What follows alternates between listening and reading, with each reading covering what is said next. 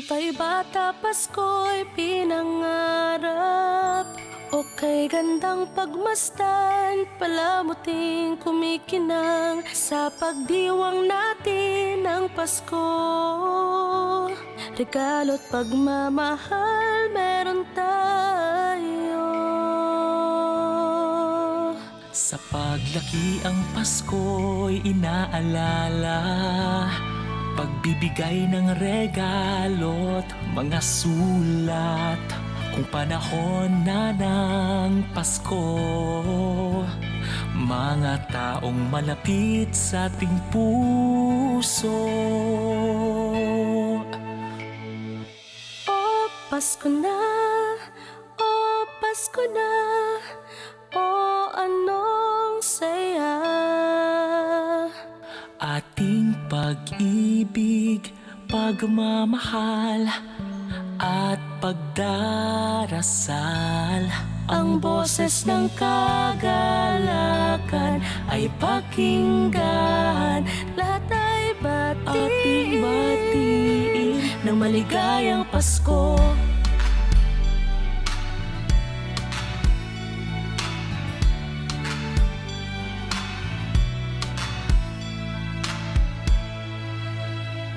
Sampung taon ngayon, inaalala ang Pasko. Asawa't mga anak, nagsasalo-salo. Ngayong araw ng Pasko, pinagkaisa't pinagpala tayo. Sa gintong taon, Pasko'y maranasan. Puno ng ngiti ang mga kabataan. Mga nagdaang taon sa tuwing Pasko. Sa ating lahat, maligayang Pasko.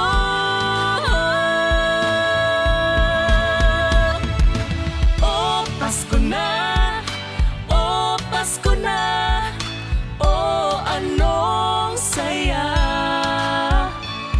Ating pag-ibig, pagmamahal at pagdarasal. Ang boses ng kagalakan ay pakinggan. Lahat ay batiin ng maligayang Pasko. Ano nga ba ang Pasko? Kasama ang pamilya, kaibigan ay kasangga. Ang misa ay pinagdiriwang, ngunit ang pinaka-inaalala ang pagsilang sa may kapal.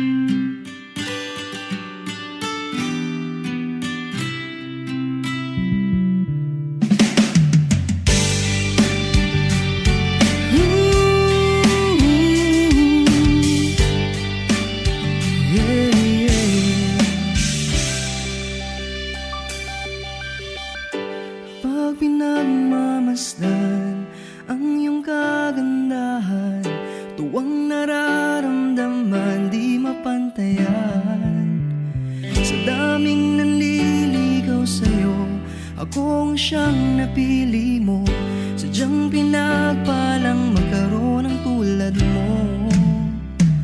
Oo, nasa'yo na ang lahat. Sa totoo lang, higit masasapat. Sige na, sige na, sige na. Oo na, wala nang iba pang papatibok ng puso ko, katulad ng ginagawa mo.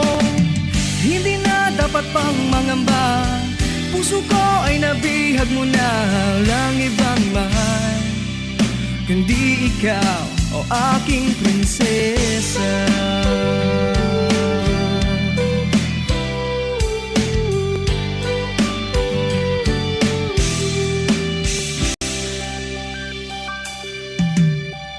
Ano bang hahanapin pa? Complete package ka na. Hindi lang puro ganda, may talino pa. Ang puso mong mamahalin, hindi babasagin. Pag-ibig mong nagniningning sa aking piling. Oo, nasa'yo na ang lahat. Sa totoo lang, higit pa sa sapat. Sige na, sige na, sige na. Oo na, wala nang iba pang papatibok ng puso ko, katulad ng ginagawa mo. Hindi na dapat pang mangamba, puso ko ay nabihag mo na. Walang ibang mahal kundi ikaw, o aking prinsesa. Kung isa-isahin ang maganda sa'yo, baka di na matapos ang kanta na to. Sa ganda mo pa lang, madami na akong nasulat. Wag na yung iba, baka kasi sila magulat. Sa bawat tingin lalong gumaganda, pumupuso ang mata pag nakikita ka. Para kang bulaklak na bawal kong pitasin, para kang ulam na bawal kong papakin. Di ako marunong mag-rap, pero para sa'yo ako'y magpapanggap. Di kaya mag-double time o kaya mag-triple time, sa'yo lang buong time, sa iba wala nang time. Sige na, sige na, sige na. Oo na, wala nang iba pang papatibok ng puso ko, katulad ng ginagawa mo. Hindi na dapat pang mangamba, puso ko ay nabihag mo na. Walang ibang mahal kundi ikaw, o aking prinsesa. Sige na, sige na, sige na. Oo na, wala nang iba pa prinsesa. Puso ko, katulad ng ginagawa mo. Prinsesa. Puso ko ay nabihag mo na. Walang ibang mahal kundi ikaw, o aking prinsesa. O aking prinsesa. Bayang magiliw, perlas ng silanganan. Alam ng puso, sa titik mo'y buhay. Lupang hinirang, duyan ka ng magiting. Sa manlulupit, di ka pasisingil. Sa dagat at bundok, sa simoy at sa langit mong bakaw. May nilang ang tula at awit sa paglayang minamahal. Ang kisap ng wataw at mo'y tagumpay na nagniningil. Ang bituin at araw niya kailan pang may magdidilim. Lupa ng araw ng waro aming pagsikta. Buhay ay langit sa ating ko. Aming ligaya na pag may mamapit at mamatay ng dahil sa'yo. Morning is fast approaching. Let us awaken to the dawn of the new day with God as our constant guide. God our Father, may you grant us wisdom in our decision, courage to rise from all our mistakes, devotions to our duties, and gladness to share and cooperate for the good of our families and our community. May you spark in us a love for the truth and respect for one another. May you preserve us from false pride, unselfishness, and help us to live in peace with one another as brothers. Amen. Good morning. This is radio station DYWB, now signing on. DYWB is a commercial radio station owned and operated by the People's Broadcasting Service Incorporated. as authorized by the National Telecommunications Commission. DYWB operates daily from 4 o'clock in the morning to 11 o'clock in the evening on 630 kilohertz with a power of 10,000 watts. DYWB is broadcasting from Bacolod City, Republic of the Philippines. DYWB is maintained and operated by the following personnel, duly licensed by the National Telecommunications Commission. First-class radio telephone operators. Joselito Pagayon, Chief Technician with license number 94-1PVI-12314.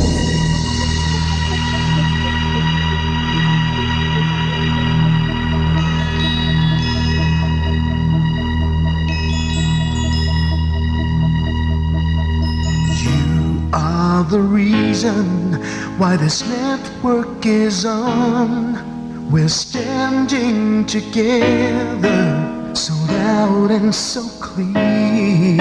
And on your radio, we air not just fun. We're here for you with our great big helping hand.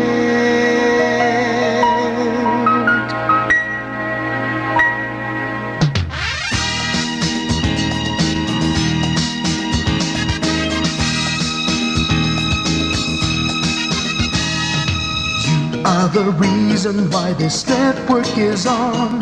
We're standing together, so loud and so clear. And on your radio, we air not just fun. We're here for you with our great big helping hand. We have the power to tell the truth without fear, with favor to no one. We stand as one. Turn on your radio and stay where you are. Listen to the bombo and we'll take you near or far. We are here to speak the truth and let you know. We are here for anyone who needs a helping hand. We are here to find the way to freedom and peace. Justice for all, make this world a better place. We are the CBS, the NBN, the PBS, Bombo Radio Philippines. We listen to the voices with no acts of arrogance. With candor and politeness, we are pledged to everyone. We dedicate ourselves, our fortunes, our lives. No matter what it takes, no matter what is sacrificed. We are here to speak the truth and let you know. We are here for anyone who needs a helping hand. We are here to find the way to freedom and peace. Justice for all, make this world a better place. We are the CBS, the NBN, the PBS, Bombo Radio Philippines. Bombo Radio is here for you to let you know what's new.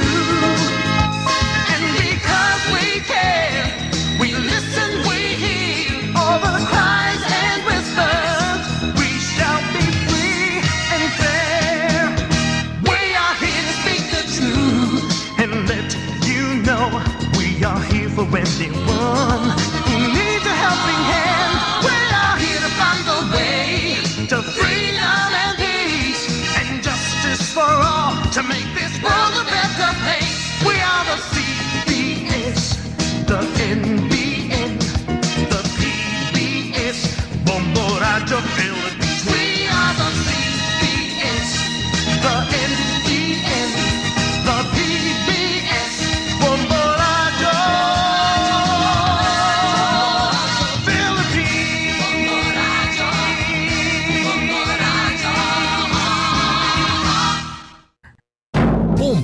Radyo Bacolod.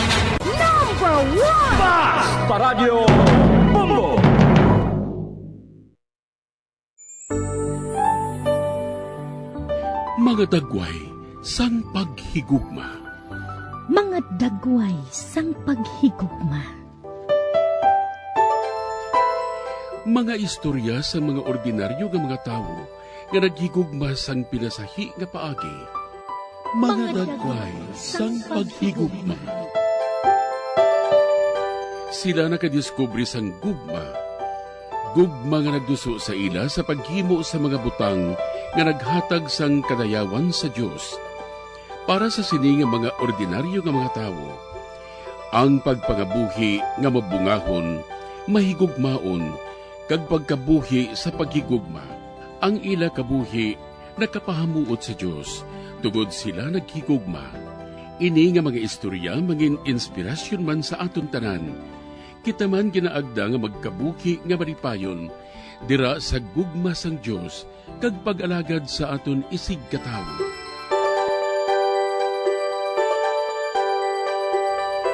Ini nga programa ginadulot sa inyo sa mga Madres and Daughters of St. Paul, Missionary Sisters sang Social Communication. Mayong adlaw mga abyan ko sa kanginan, kagyari naman kita sa aton programa, mga dagway sang pagigugma. Mamati kita sa istorya sang kabuhi sang ordinaryo nga mga tao, pero nagigugma sa pinasahi nga paagi. Maghatag sila sang halimbawa sa matuod nga pagigugma sa Dios kag sa isig katawo. Sa liwat, ako ang inyong abyan sa kahanginan, Sister Nina Lorelia sang Daughters of St. Paul, kagupod man naton diri si Father Francis Perez, Kura Paruko sang Triumph of the Holy Cross Parish, Kamingawan, Bacolod City. Maayong adlaw, Father Francis, kag welcome liwat sa aton programa, mga dagway sang pagigugma. Mayong adlaw sa inyong tanan, labing hinigugma nga mga kauturan kay Kristo. Kamusta kamo si Father Francis Perez liwat? Ang inyo kaupod sa aton nga programa, ang mga dagway sang paghigugma.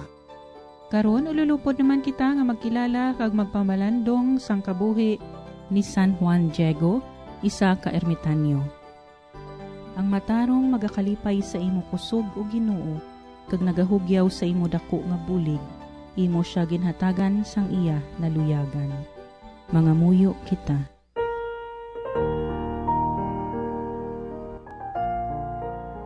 O Diyos, imo ginhatag kay San Juan Diego, ang pagsulundan, agud nga magpadayon kami sa dalan nga nagapadulong sa kaluwasan. Itugot nga sundo namon ang iya mga pagsulundan. Ginapangayo namon ini sa imo, pagi kay Jesucristo, imo anak kagamon Ginoo, nga nagakabuhi kag nagahari upod sa imo. Sa kaisahan sang Espiritu Santo, Dios sa tanan nga mga tuig, sang mga katuigan. Amen. Karon aton pamatian ang drama sang kabuhi ni San Juan Diego, isa ka ermitanyo. Si San Juan Diego natawo sang tuig 1474 sa norte nga bahin sang Mexico sang Disyembre 9, 1531 bilang tumandok sang amo nga lugar. Aga pa siya nagabugtaw sa paglakat sang 15 kamilya sa pagpasakop sa adlaw-adlaw nga santos nga misa. Simple lamang ang iya pagkabuhi bilang mangunguma kag trabahador. Sadto mismo nga aga sa iya paglabay sa pukatud sang Teleyak, iya nabatian ang isa ka kanta kag nakita ang panganod nga may bilog nga balangaw. Ang tingog sang babayi nagatawag sa iya sa ibabaw sang pukatud. Didtoy niya nakita ang isa ka matahom nga babayi nga nagabayo kasubong sang prinsesa. Nagasiling ang babae sa iya. Ako, ang Birhen Maria. Kag akon ikaw ginapangabay sa pagpahibalo sa obispo. Agod sa pagpasa diri sang simbahan, diri mismo nga lugar. Dako ang akon handom nga mapasad ini nga simbahan. Agod akon ini mabantayan, kag mapaambit ang paghigugma. Kalooy, kay ako ang inyo mapinalanggaon nga iloy, nga magapamati sang inyo mga pagpanghakroy, kag paghatag sang alibyo sang inyo kapigadohon. kasakit, kag kabudlayan sa kabuhi. Mabuot ang amon obispo, apang yara ang iya pagpangduha-duha. Luyag niya makita ang pamatuod sang pagkatao sang amo nga babayi. Apang antes magkadto si Juan Diego sa babayi sa pagpangayo sang kamatuoran sang iya pagkatao, iya nasapuan nga ang iya tiyo, nagatagumatayon ini. Gani nagtawag siya sang pari, kag wala niya maabutan ang babayi. Apang nagsugataay sila sa dalan, kag ginsilingan siya. Anak ko, ang imo tiyo nag-ayo na. Magtaklad kaliwat didto sa pukatod nga aton ginkitaan. Matuman ang imo ginasiling, mahal ko nga Birhen Maria. Kagdako gid ang kahangawa ni Juan Diego sa iya pag-abot sa amo nga lugar. Oh, daw ano katahom sini nga mga bulak, kahumot kag maamyon. Akon initipunon diri sa akon kunop, kag ihatag sa obispo. Para tandaan, nga nagpakita liwat ang matahom nga babayi. Pinalangga ko nga obispo, nagpakita liwat ang babayi. Kagyari ang mga matahom nga bulak nga ako nakita didto sa pukatod. Sa pagbukas ni Juan Diego sa iya kunop, nagkaladagdag ang mga bulak sa duta. Ginatawag ini nga Castilian nga rosas nga wala ini nagatubo kag hindi makita sa Mexico. Oh, ano ka makatalanhaga ining ako nakita? Sa kunop kung sa diin, gintipo ni Juan Diego ang mga matahom, kag mahumot nga bulak, nga naimprinta ang larawan sang Birhen Maria. Sa amo nga hitabo, nagpati kag nagtuo ang obispo sa mga ginapanghambal ni Juan Diego, kagintuman ang pagabay sa pagbalay sang simbahan, didto mismo sa lugar kung sa diin, nagpakita kag nagbilin ang Birhen Maria sang iya pangabay. Nilibo ang nakonverter sa Kristyanismo sa ila pagbisita sa amo nga lugar. Ang debosyon sa mahal nga Birhen Maria bilang Birhen sang Guadalupe naglapnag sa mga Amerika, sa diin siya ginatawag nga patrona. Kag naglambot ini sa Pilipinas tungod sang kaangtanan sini nga pungsod sa Mexico. Si Juan Diego namatay sang Mayo 30, 1548 sa edad nga 74 anyos. Tungod sa iya dako nga debosyon sa Santos nga Eucharistia kag sa pinasahi nga permiso sang obispo, si Juan Diego nagbaton sang komunyon 3 ka beses sa isa ka semana, nga sa amo nga panahon wala yadto mahanabo. Si Papa Juan Pablo II nagdayaw kay Juan Diego sa iya simple nga pagtuo nga ginsagod paagi sa katisismo. Modelo siya sang pagkamapainubuson para sa aton tanan. Magapadayon karon si Father Francis sa pagpaambit sang kabuhi ni San Juan Diego. Kagupdan naton siya paagi sa pagpamati sa dugang nga mga reflections. Ang aton subong nga ginpili amo si San Juan Diego, yadtong Indian bala nga ginpakitaan sa mahal nga Birhen sa Guadalupe. Bangod kay ang piyesta sang Our Lady of Guadalupe, Disyembre 12, ti si San Juan Diego isagid sang iyang ginpakitaan ini sugod sang Disyembre 9 hasta sang 15, kag amo ini nga nangin malapit siya para sa aton mahal nga Iloy ang Birhen sang Guadalupe. Pero ang iya nga matawag naton ang modelo sang pagkamapainubuson ini nga tao. Sang Abril 1990 gindeklarar siya ni Papa Juan Pablo II sang Roma nga balaan o kun blessed. Sang masunod nga bulan sa Basilika sang mahal nga Birhen sang Guadalupe sa siyudad sang Mexico, ang iya ikaduha nga pagbisita nga amo man sa gihapon ang shrine sang Our Lady of Guadalupe, si Papa Juan Pablo II nagperform sang iya nga beatification, botsing anon nga ang halintang sa iya nga pagkabalaan. Amo gani isang tuig 2002 gin pasaka siya sa altar sang Ginoo nga nangin santo siya ni Papa Juan Pablo II man gihapon sa Basilika sang Guadalupe, si San Juan Diego. Sino si San Juan Diego? Labing hinigugma nga mga kauturan, ka mga pamatanon nga nagapamati subong. Ang madamo nga mga historian o kung nagasulat sa mga istorya sa mga tao kag lugar, nahauna nga tao sa tribo apang nabihag sa mga Aztec o kung ginatawag naton nga Lord Axacatil. Sang tuig 14, 67, 20 kilometros kamilya ini, pakadto dito sa siyudad sang Mexico. Ang iya tumandok nga ngalan amo si Cuauhtlahuatzin, nga kun lubaron ini na sa in English ginatawag nga one who talks like an eagle or eagle that talks. Siya nga nagahambal katulad sang agila o kon ang agila nga nagahambal. Nag-describe ini nga sa iya nga pagkaimol bilang Indian, miyembro sang pinakanubo kag pinakadamo nga mga tumandok sang imperyo nga ginatawag Aztecs. Masako si Juan Diego sa iya uma adlaw-adlaw. May jutay siya nga duta ka nagapanghimo siya sang banig. Si Maria Lucia ang iyang asawa. Sang nakonvertir siya, si Padre Peter the Grand ang nagbunyag sa iya. Sang Disyembre 9, 1531, timprano pa si Juan Diego nagbugtaw. Naglakat 15 milyas agon magtambong sang Santos nga misa. Sang pag-abot niya sa Tepeyac Hills, nakabati siya sang matahum nga musika, kag subuman mga panganod nga nalibutan sang balangaw. Tingog sang isa ka babae, nagabayo katulad sang isa ka prinsesa nga Aztec. Nagsiling siya, "Ako ang Birhen Maria, kag nagapangabay sa imo nga silingon mo ang obispo, gapatindugan niya ako sang simbahan sa sini nga lugar. Diri akon ipakita kag ipabatyag ang akon pagigugma kag kompasyon o kon kaluoy. Ang akon bulig, kay ako amo ang imo mahigugmaon nga iloy. Pamatian ko ang imo pangabay, kag subong man ang imo nga mga pag-antos."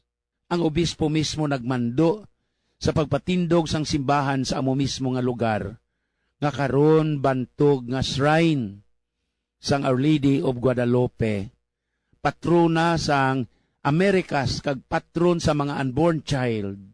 Kag diri sa Pilipinas sang 1935, gindeklarar ni Papa Pio XI nga ang aton pungsod Pilipinas under sa titular nga patrones sang Our Lady of Guadalupe. Apang sang ulihi, sa amuman gihapon nga mahal nga iloy, gin dala ang ngalan nga Immaculate Conception as our patroness, apang sa amuman sa gihapon nga iloy ang Birhen Maria, sa madamo nga mga tinuig nga nagliligad na, apang sa gihapon nagapabilin ini nga telma, ang itsura sa mahal nga Birhen sang Guadalupe, nga masyado gid ka freska, kag ang amuyad to nga kunop sa gihapon, nga dira na imprenta ang dagway sa mahal nga Birhen, amuman sa gihapon, nga daw bag-o man sa gihapon, kag ang isa ka makatilingala, nga nadiskubrihan sang tanan, kun himutadan mo gid, ang dagway sa mahal nga iloy, ang Birhen sang Guadalupe, medyo nagakipot ang isa ka mata. Ang kapiyak man nga mata niya sa original niyang larawan, medyo nagabukas ini. Kag samtang ilagin tunan ini kagin analisar.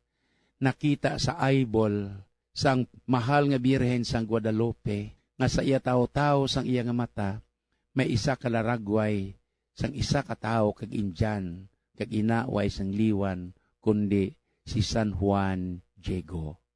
May gugmaon siya sang Santos nga misa, nagabaton siya sang Holy Communion 3 times a week, kag sa ini ginhata nga special permiso sang obispo.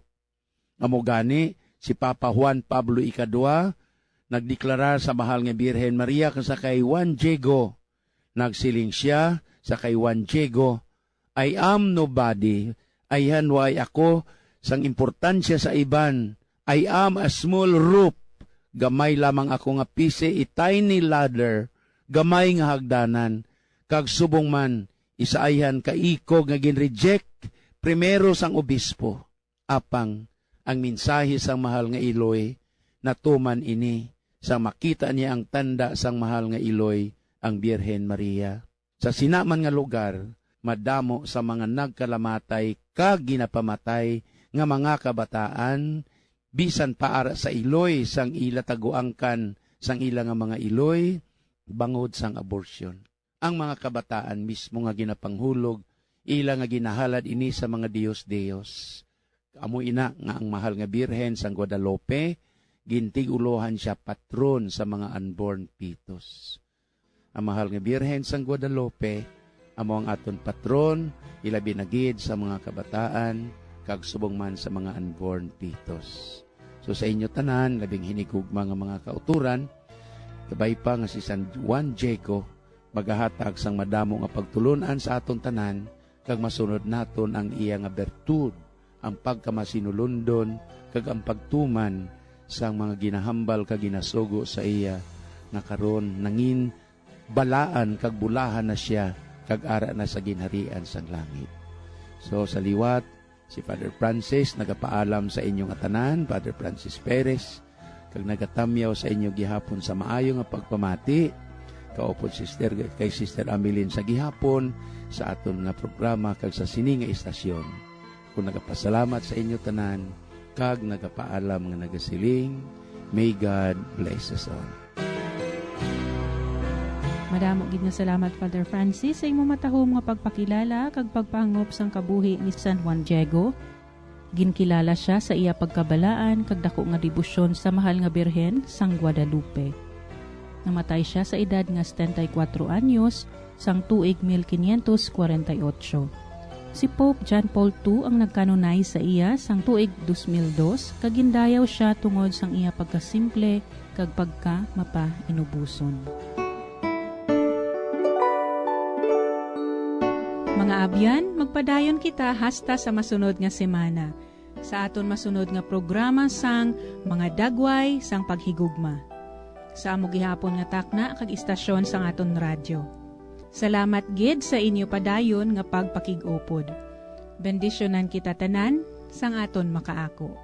Sa ngalan sang mga madre sang Daughters of St. Paul, ini si Sister Nina Lorilla, nagapasalamat sa inyong pagpamati kag subong man sa pagbulig sa aton mga collaborators, cooperators, benefactors, kag sa tagdumalahan sang sini nga istasyon.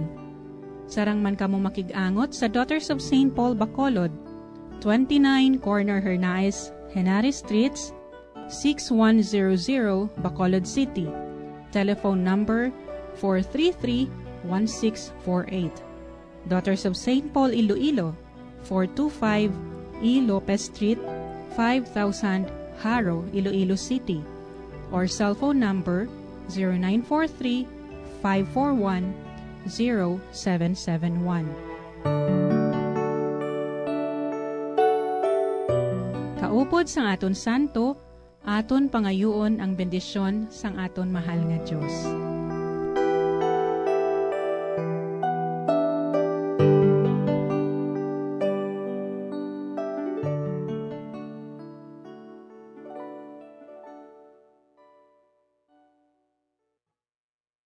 Bombo Radio Bacolod. Number 1! Bas Paradio Bombo.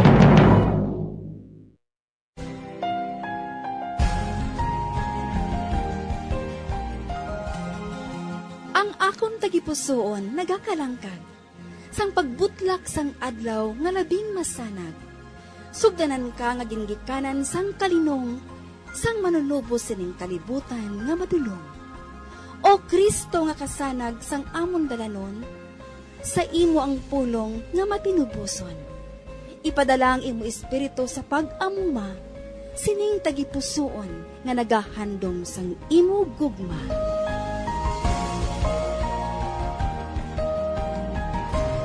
Ang Kapawa.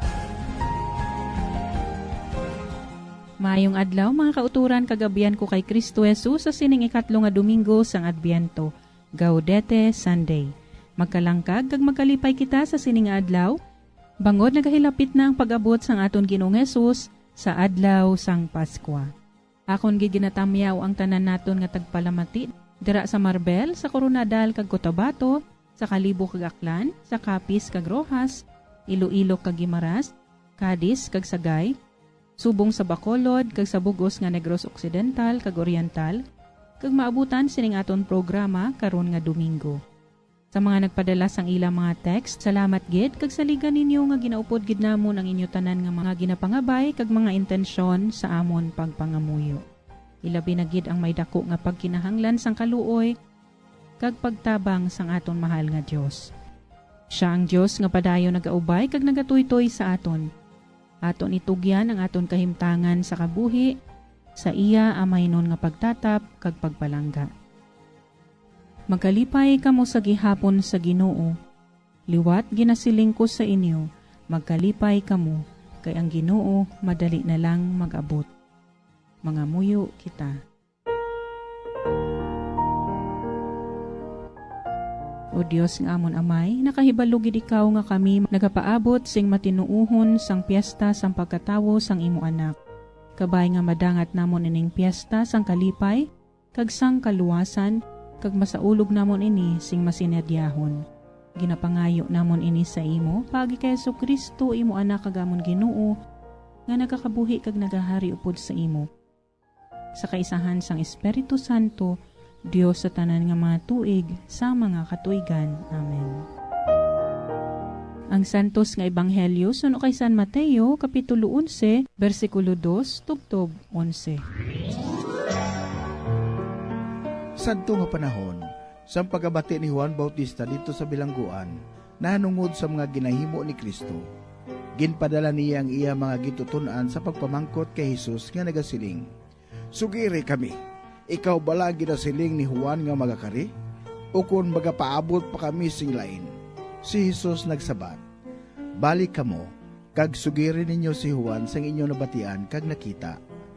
Ang mga bulag makakita, ang mga piang makalakat, ang mga aroon ginaayo, ang mga bungol makabati, ang mga patay ginabanhaw, kag ang maayong balita ginawali sa mga imol. Bulahan ang mga nagapangduha-duha sa akon." Sang pagbalik na sa mga gitutunan ni Juan, si Jesus nagsiling sa iya mga tao na nungod kay Juan, "Ano ang ginapaabot ninyo nga makita sang pagkadto ninyo kay Juan didto sa disyerto? Kugon bala nga ginahapay-hapay sang hangin? Ano bala ang ginakadto ninyo nga tan-awon? Isa bala ka tawo nga nagabayo sing malahalon? Ina nga sahi sang mga tawo, nagapuyo sa mga palasyo. Sugiri ninyo ako, ano gid bala ang inyo ginkadto nga tan-awon? Isa bala ka propeta? Oo, nagasiling ako sa inyo, gaglabaw pa sa isa ka propeta ang inyo nakita. Kay si Juan, amo ang ginasiling-siling nga kasulatan. Yari ang akon manugbalita siling sang Dios. Ipadala ko siya nga magauna sa imo, kag magaaman sang imo alagyan. Dumduman ninyo ini, sa mga nagkalatawo, wala na sing may magdako pa sa kay Juan Bautista, pero ang 12 nga ginharian sa langit, dako pa sa iya.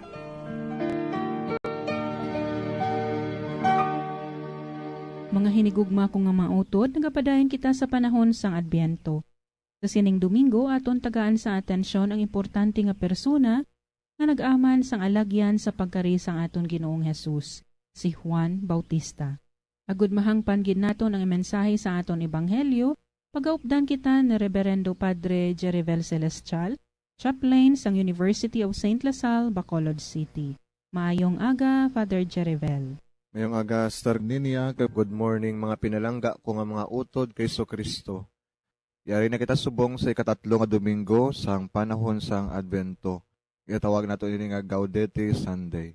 Ang gambot silingon sina, let us be rejoice. Aton sa pamalandungan nga dapat kita magkalipay nga celebrating sa third Sunday of Advent. Our first reading today was taken from the book of the prophet Isaiah, chapter 35. In the book of Isaiah, nga first part nga ginasiling naton, ang author sa Isaiah, chapters 1 to 39, there are some parts written not by Isaiah himself, but later anon, by so-called unknown authors. Such a part is Isaiah chapters 34 and 35, the so-called small apocalypse, similar to Deutero-Isaiah chapters 40 to 55. So they are written after the exile. Subong nga balasahon, nagasaysay kung na-describe sang deliverance of Israel from the captivity in Babylon. Ang realidad amo ini. The people of Israel were going through kasi worst nga period sa ilang history. So, gina-describe ang soldiers of Babylon destroyed Jerusalem. Ang mga inhabitants were deported kaginhimo nga mga sulugoon sa Babylonia. Sa nabilin sila nga lugar, the old, the sick, and children. So amoy na din ikaapat is there was an impression of death, no singing, no signs of joy, just simply sadness and weeping. So amo nang ang realidad. Pero nga si Propeta Isaiah naga-dream sang masunod. So ano nang iyayang ginahambal sa atong first reading, amo ning content sa aton nga naunang blasahon. The wilderness will be abundant with flowers and tree and all kinds of vegetation. So nami nga palibot, good environment suited for life. Kadua, plenty of water, thus everything can grow. So nami nga mga tanom nga tubo to hamungay nga tubig, damo nga tubig. Those ransomed by the Lord will return and enter Zion singing. So there is an atmosphere of happiness, kalipay. Then the fourth one, the Lord has vindicated them.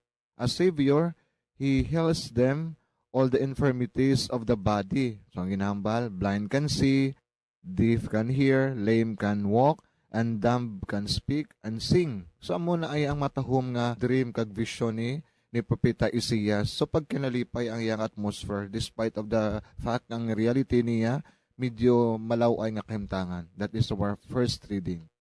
And our second reading today was taken from the letter of Saint James, one of the apostles of Jesus. Ang ining nga letter, nabilong isa one of the 7 Catholic letters together with Jude, 1 and 2 Peter, 1 to 3 John. So ini nga mga letters with a general content, worldwide, and valid for all sa tanan nga kahimtangan, and even in our own time. So anong content subong? So si Santiago, James tells the poor people that in the last analysis, not the rich people are well off, but the poor, if they can wait for the Lord with patience as the farmer waits till the rain comes. So si Santiago, ikaapat niya ginasulit-sulit ang term nga patience. So 7 and 8, now be patient. Verse 9, do not make complaints.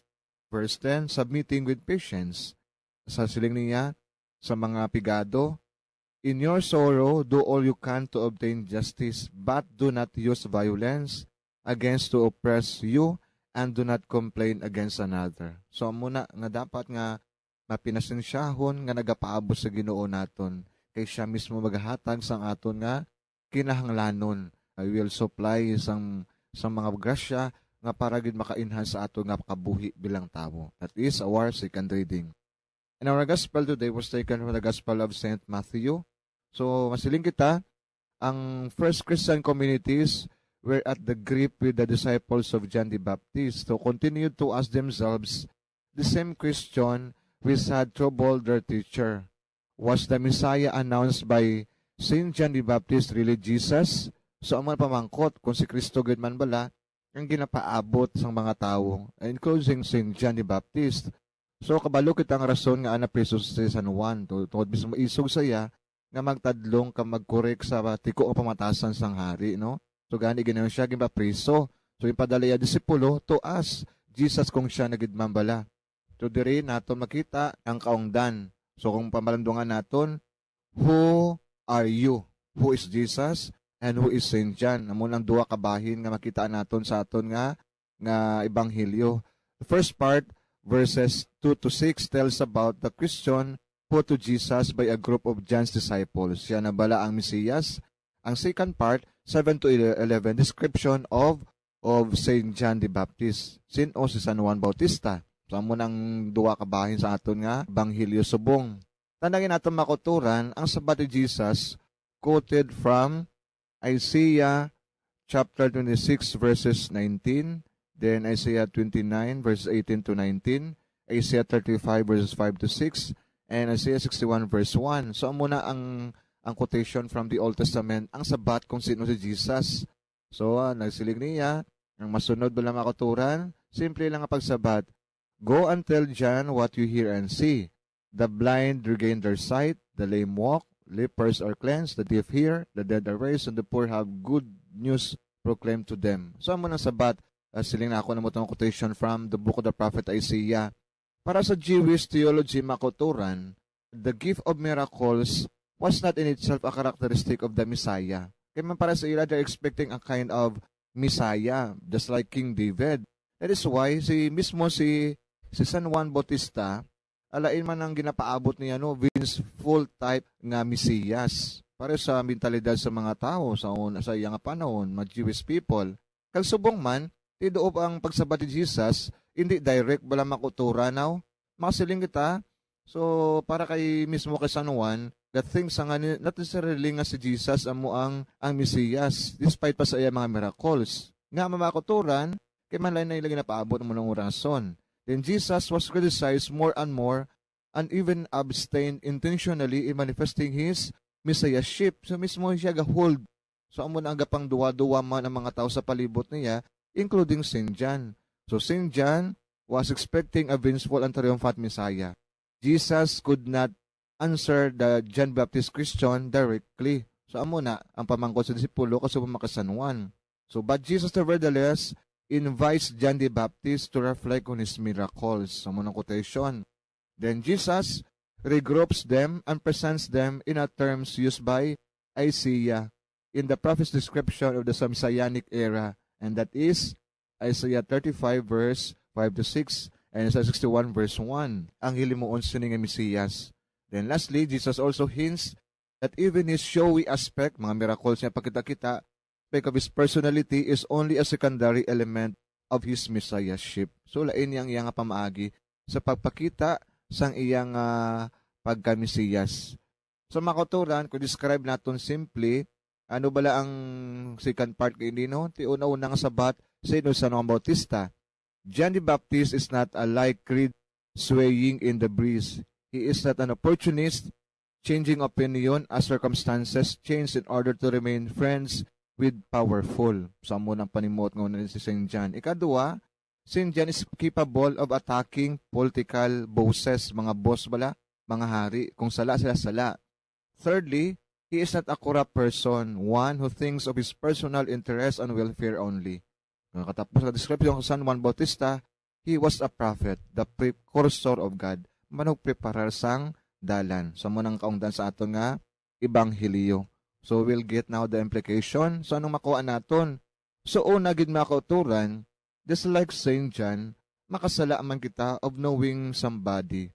So siya gapaabot sa Mesiyas nga vengeful, just like King David, pero nagsala man niya conception, yet he changed his own mind after knowing nga laing-galing ang pamaagi sa ato nga Ginoo, nga we should know person deeply before we simply judge them and conclude nga amo na gid na sila. Sikan nga pamalandungan pagid naton, ang desire nato nga mga tao, the search to know God is our constant desire. So daily, we wanted to be close to our God. That is why pamangkot sa mga disipulo, because we wanted to embrace sang Dios nga ginapaabot nila. So amo man ang lunging naton bilang tao, specifically in the season of Advent. Another nga sabat, mga kauturan, nga makita naton amo ini, nga bilang practical nato nga buluhaton sa sining simana. So ano gid na una? Sundo natong panimot ni St. John. St. John disposes the hearts of all to welcome Christ. So kita man tayo mga kauturan, no? Mangin ihimplo kita, mangin modelo man sa ato insigatao nga nagapipara sang atong ogalim kag sang ila sa pag-abot sang atong Ginoo. By leading them in the right path. Ikaduang practical nga bulaton naton amo ini. Ang meaning sang ang mga lupog makalakat. It means kita maghahatag sang dalan, the way of Christ towards full life. Maghahatag kita sa atong kauturan. Hindi kita mangin upang, hindi kita mangin hindrance, hindi kita managpasandad. A clear path sa atong mga kauturan, hindi sila malaglag sa pagpakasala. Sa mo no, tadlong balang adalan tapano naton. So i-pass up naton ang atong mga broken relationship, kag mismo nga tanan kita dungan mapalapit magabaton sa sining Dios nga manughatag sang kabuhi. Second implication. A third implication, blind receive their sight. So kita makuturan lita sa let other people makita nila sa atong pagpangabuhi ang Dios sa aton mismo. Doon, ika-apat nga implikasyon amo ini. Ang mga lepers ng pangtinluan, ang mga patay gipang banhaw. Sambot sila kung sina wala gina-exclude kasi mentalidad sang Jewish culture, ini nga mga tao ya worthy nga i-exclude. Pero diri ginapag sang Ginoo na pang-ayo sila. Tanan kita included sa plano sang Dios nga kaluwasan. So amo nang madamong implikasyon nga makuha nato makuturan. So hindi kita mangin hindrance, hindi kita maghatag skandalo, kundi nga matadlo nga dalan. We should lead others to see the great light, who is Jesus Christ. And lastly, we should include everyone. Wala sang may gina-exclude, kundi kita bilang isa ka panimalay nagapaabo sang sininga Diyos nga manughatag sang kabuhi. So amo na ang mga rason, mga kauturan nga dapat kita magkalipay, nga naga-shift, nga nagapasaka na kita, kag nagapipara sa pagbato sa Ginoo sa panahon sang Christmas. So my dear brothers and sisters, have a good Gaudete Sunday, and God may bless us all. Maathag ang imo pagpaambit sang mensahe sa mga balasahon, ilabi na gid ang pagpanghangkat sa aton nga mangingiyaman para sa iban, padulong kay Kristo. Madamo gid nga salamat Father Jerivel sa pagpaathag diri sa amon sang mensahe sa aton ebanghelyo sa sininga Domingo. Kabay nga tagsa-tagsa sa aton, mangingiyaman sa aton mga kauturan, padulong sa aton Ginoo. Madamo gid nga salamat Father Jerivel, and have a fruitful preparation sa pag-abot sang Paskwa.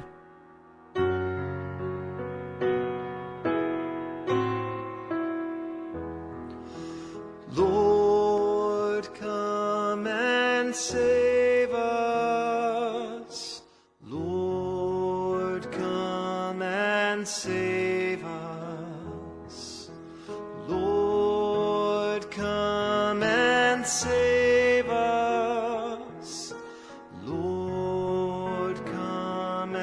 Save us. The Lord God keeps faith forever, secures justice for the oppressed, gives food to the hungry. The Lord sets captives free.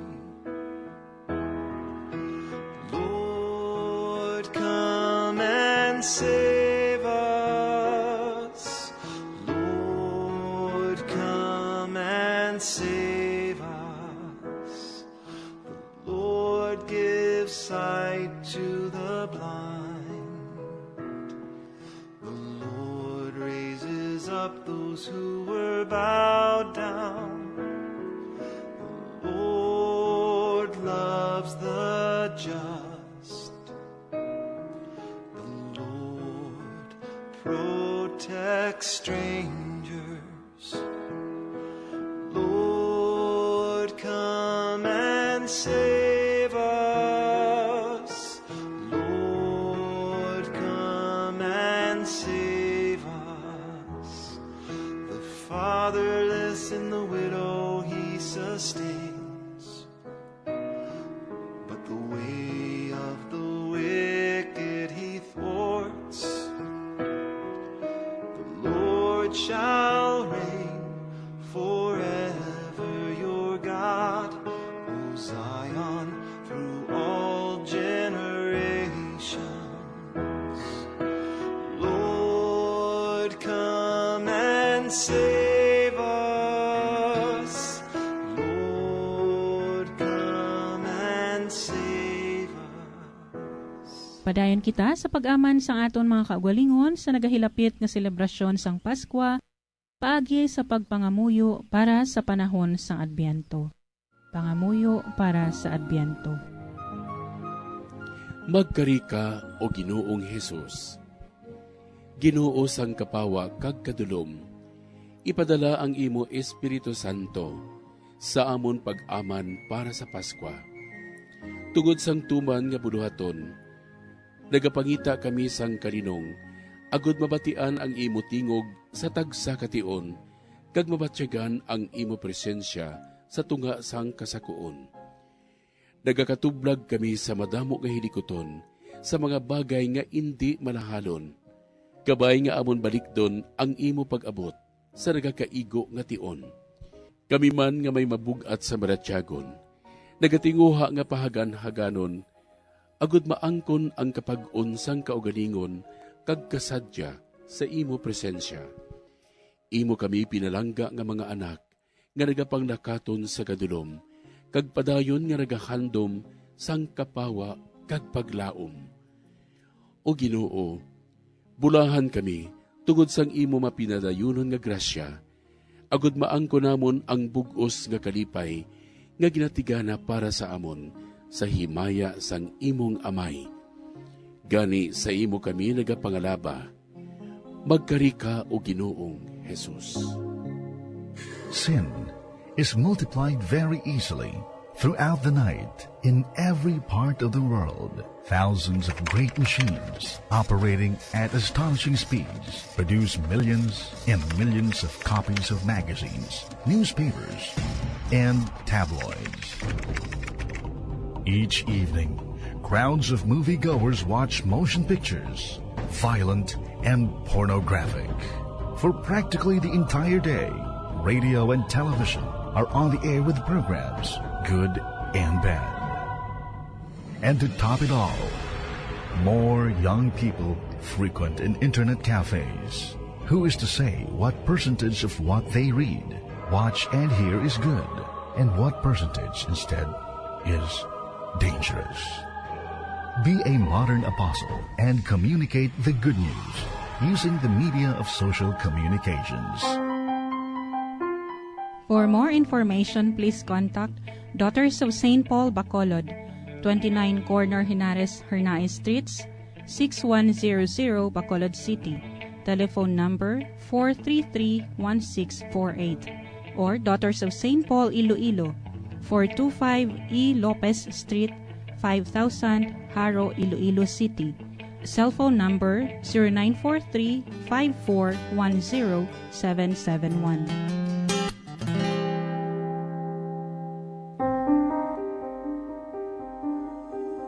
Salamat mga hinigugma ko nga mautod sa inyo mapinadayonon nga pagsakdag sa aton programa, paagi sa inyo pagpamati kag pag-upod sa pagpamalandong sang pulong sang Dios adlaw-adlaw. Ilabi na gyud sa sining ikatlo nga Domingo sang Adbyento. Bendisyonan kita tanan sa aton mahal nga Dios sa sining panahon sang Adbyento, agud mabinungahon ang aton paghanda sa pagkariliwat ni Kristo.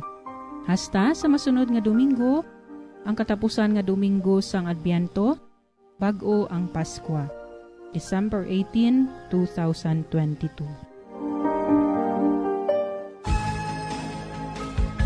Mga abyan, tubtob na lang anay kita diri.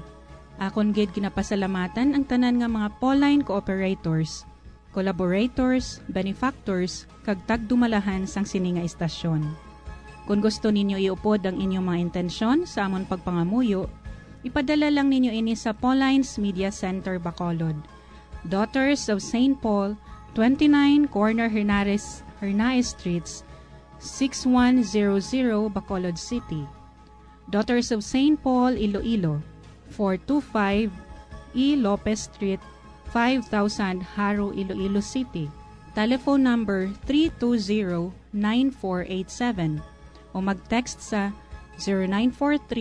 0943-5410-771. Sa ngalan sa mga madres ang Daughters of St. Paul, ini si Sister Nina Lorilla. Kabay nga ang paghidait ni Kristo nga amo ang dalan, kamatuuran kag kabuhi, magpabilin sa inyo tanan.